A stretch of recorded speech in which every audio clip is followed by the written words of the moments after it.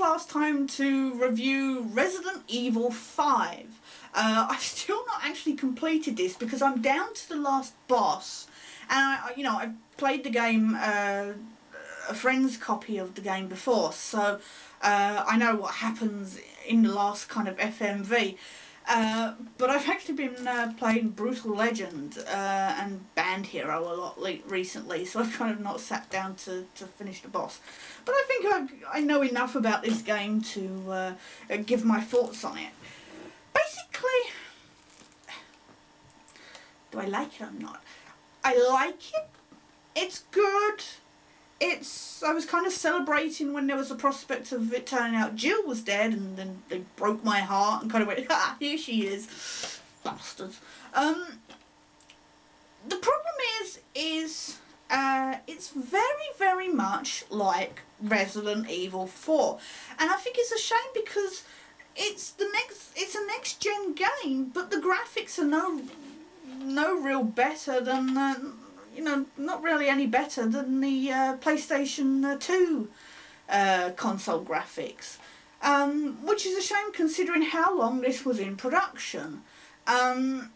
It's got a few different, the mechanics are pretty much the same. The difference is it's essentially you have to go with a partner. You're working with a partner, Shiva. Thankfully the AI is good enough that you don't feel as if you're playing her guardian and helping her every step of the way. Unfortunately, she uses health sprays as if they're throwaway tissues. I mean, I kid you not, she gets a slight nick off her health bar and she'll use a complete first aid spray. She's like, calm down, woman. But it is an excellent addition to the game. Although I do think it would be nice if you had the option to either play the two-player or the one-player game. But I guess it's even better if you're playing with a friend. But the other key thing in the game that's changed from the previous, although most of the mechanics are the same from certainly from Resident Evil 4, the main change has been the new inventory screen, which works in real time, which you essentially pull up and you have to access and reload and swap items or whatever.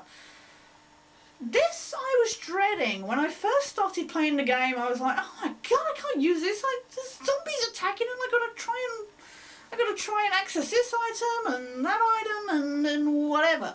After a while, when you realise that you can actually allot certain, like, changing weapons, etc., to your directional pad, it's actually pretty cool and you get used to it, and it's actually like second nature to just go, oh quick, no, I want the shotgun now, I want the the sniper or whatever. The problem is with this is, one, you cannot make your inventory pack bigger. As with previous Resident Evils, you could buy an upgrade or you would receive an item that would kind of either give you a bigger weapons rack, or you would get, like on the old PS2, PS1 games, you would get it so that you would get like a couple extra blocks on the bottom of your inventory. That's not the case here, and I can't tell you how much it annoyed me when I purchased, say, the melee vest or the bulletproof vest, etc. And it took up a whole square, and you only get 9 squares to put all your ammunition, your weapons, your grenades, your health, your other key items. And it took up this whole square. And I think if you're going to buy the melee vest, etc., you should have the option to carry that as just well, you're wearing it. It's not an item to go in your inventory. I'm sorry, you're wearing it. So that annoyed me, and I didn't like that. It's very odd, and like I say, once you get used to it, it's not so bad. But again, I think it should be one of those things that you get the option over. I don't know. Maybe they should do like a retro version of the game on the same disc. But what else about the game? The story's okay. I know before it came out there was a lot of controversy. It was like, oh, this game is racist. It's like, really? Because I mean it is, but it's not. The problem is it's using pretty much the same virus from Resident Evil 4. And again, it does just kind of feel like a rip-off, if you will, of Resident Evil 4. It's not a bad rip-off. I've certainly seen worse rip-offs of, you know, sequels kind of thing. But it just, like I said, there's no real change to the graphics. The controls are pretty much the same. So, if you liked Resident Evil 4, I think you'll like Resident Evil 5. But if you're new to the series, go back to 1. Really? This, this can be played on its own. It is a standalone game if you want it to be. I'm chuffed that Chris is back. It was about blinking time after Code Veronica X.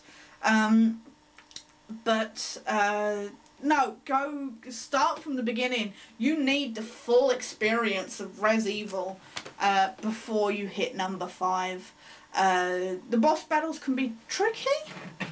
I guess it depends on what setting you put it on. It's a nice length. It feels a bit too short, but I guess that's because the ending is can be a bit abrupt. I don't want to really give any spoilers where I know I mentioned the Jill thing, but no, it's worth at least it's not a bad buy.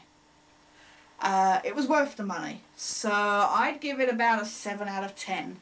I think there was a lot of room for improvement, especially for a next-gen console, as I say. But hopefully Resident Evil 6 or whatever in between game they decide to do, there will be a lot more tweaks, so definitely check it out.